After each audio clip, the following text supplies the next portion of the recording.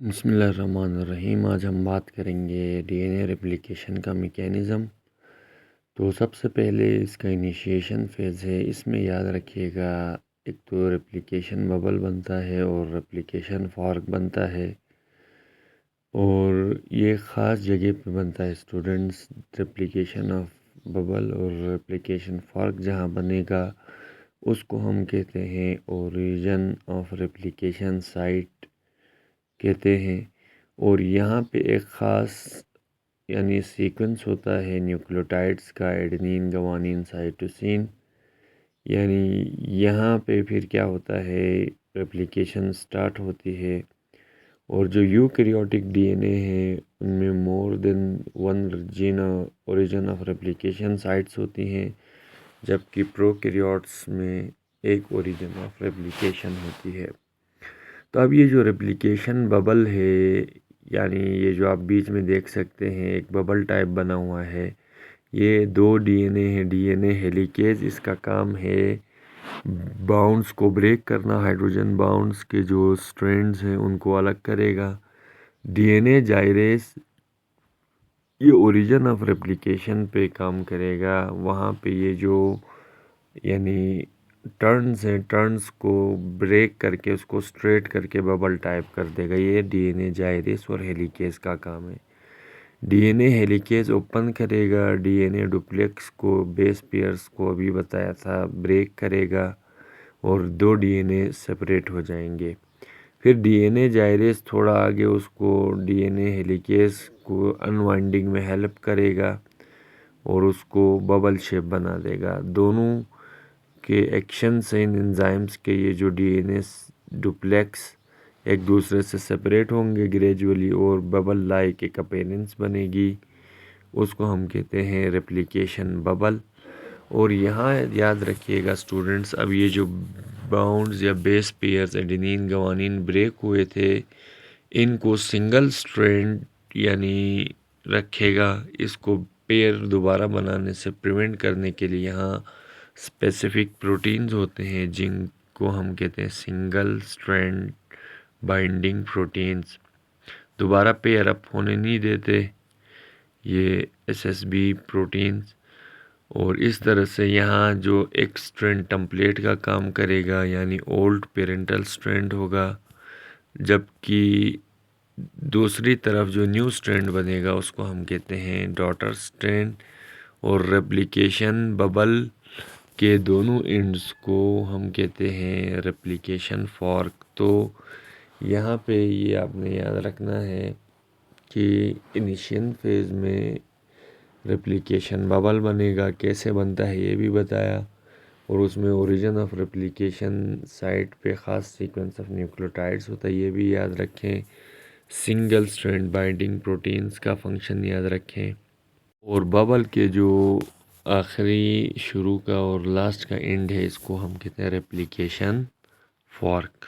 दूसरा जो फेज़ है पॉलीमराइजेशन एक्सटेंशन फेज़ में डॉटर स्ट्रैंड्स बनेंगी। एक लीडिंग स्ट्रैंड कहलाती है और एक लैगिंग स्ट्रैंड कहलाती है। और जो ये लीडिंग स्ट्रैंड और लैगिंग स्ट्रैंड टेम्पलेट या पेरेंटल स्ट्रैंड के साथ ही बनती हैं उसके सामने। और ये जो डॉटर स्ट्रैंड्स को बनाने में डीएनए पॉलीमरेज एंजाइम्स का काम है। और ये न सिर्फ न्यूक्लियोटाइड्स को टेम्पलेट पे अरेंज करते हैं, बल्कि यहाँ एक प्राइमेस एंजाइम होता है जो कुछ आरएनए न्यूक्लियोटाइड्स को भी टेम्पलेट स्ट्रैंड पे लाएगा। और ये जो छोटे फ्रेगमेंट्स होते हैं आरएनए न्यूक्लियोटाइड, इनको प्राइमर कहते हैं। और ये जो प्राइमर्स होते हैं ये स्टार्टिंग साइट होते हैं डीएनए पॉलीमरेज को काम करने से पहले। सबसे पहले प्राइमर आते हैं, फिर यहाँ पे जो प्राइमर है आरएनए न्यूक्लियोटाइड और डीएनए हेलिकेज एंजाइम एक कंप्लीट दोनों मिल जाते हैं तो प्राइमोसोम कहलाते हैं। अब थ्री डिफरेंट यानी जो यहाँ एंजाइम्स हैं इनके फंक्शन याद रखिए। डीएनए पॉलीमरेज 1 का काम होता है कि ये टर्मिनेशन फेज ऑफ रेप्लिकेशन में ये उसको एंड करवाएगा डीएनए पॉलीमरेज 1 और लास्ट में आएगा। जबकि डीएनए पॉलीमरेज 2 कहीं डैमेज आ जाए बेस पेयरिंग में तो उसको करेक्ट करेगा। जबकि डीएनए पॉलीमरेज 3 का काम ये होता है कि वो न्यू डॉटर स्ट्रैंड्स बनाता है रेप्लिकेशन प्रोसेस में उस ओल्ड पेरेंटल या टेम्पलेट स्ट्रैंड के आगे। तो ये लीडिंग स्ट्रैंड आरएनए न्यूक्लियोटाइड को प्राइमर और इन 3 एंजाइम्स का फंक्शन याद रखिएगा। डीएनए पॉलीमरेज 3 इनिशिएट स्टार्ट नहीं करता रेप्लिकेशन प्रोसेस, ये ऐड करता है न्यूक्लियोटाइड को 3' हाइड्रोक्सिल ग्रुप में, और यहाँ पे एक प्राइमर चाहिए इसको पॉलीमरेज को एक्टिविटी करने के लिए।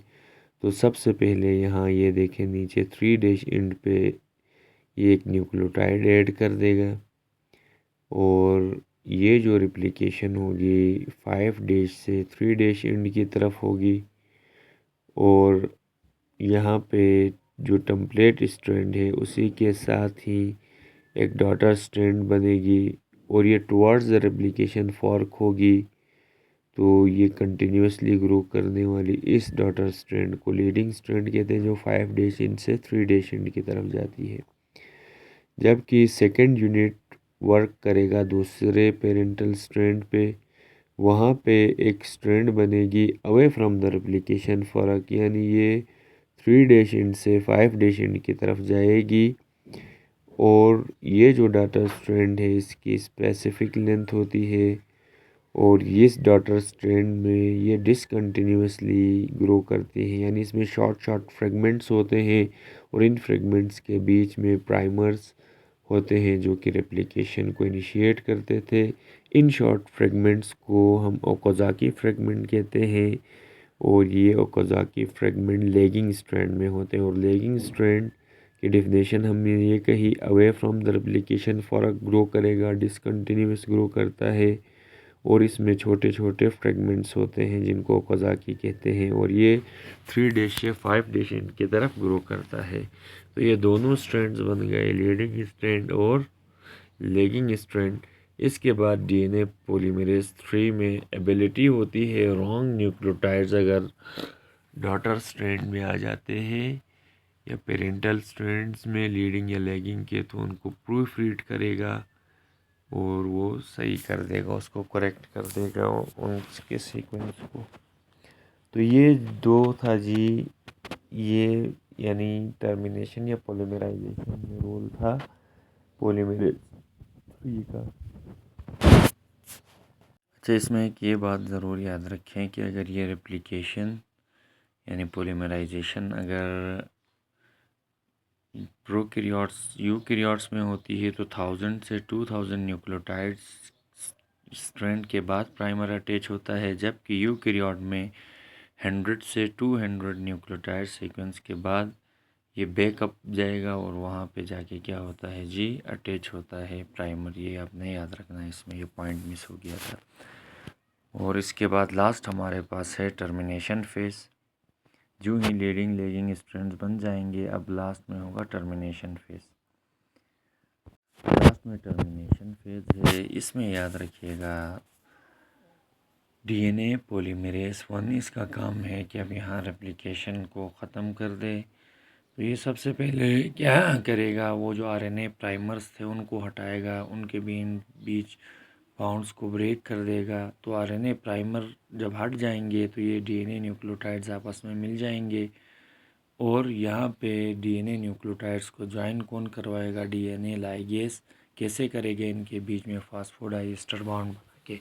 तो टर्मिनेशन में बस इतना याद रखें कि यहाँ डीएनए पॉलीमरेज 1 का काम है कि आरएनए प्राइमर्स को हटा देना, उसकी जगह में न्यूक्लियोटाइड्स को अटैच करवाना और डीएनए लाइगेज के थ्रू।